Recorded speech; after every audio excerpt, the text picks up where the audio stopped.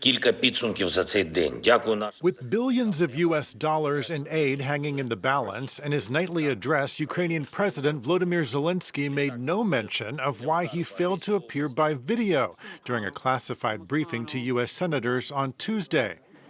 The Democratic Majority Leader in the Senate, Chuck Schumer, only said something happened at the last minute to prevent Zelensky's appearance and pointed the finger at Republicans for their refusal to approve more funding for Ukraine unless it's tied to beefing up security at the U.S.-Mexico border.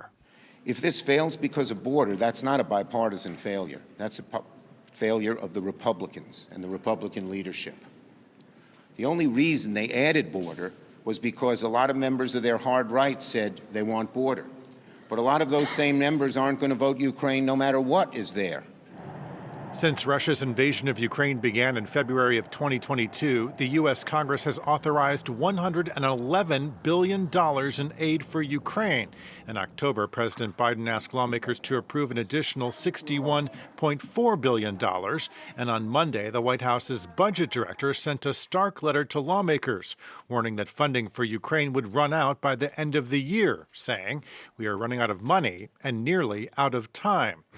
As winter arrives in Ukraine, again on Tuesday, the White House warned that Russia could win the war if lawmakers failed to act, but Republicans held firm on their demands. Now is the time to pay attention to our own border, in addition to these other important international concerns. Even if a deal is reached in the Senate, funding for Ukraine will be a tougher sell for the Republican-led House, where a growing number of Republicans remain wary of ongoing funding for Kyiv.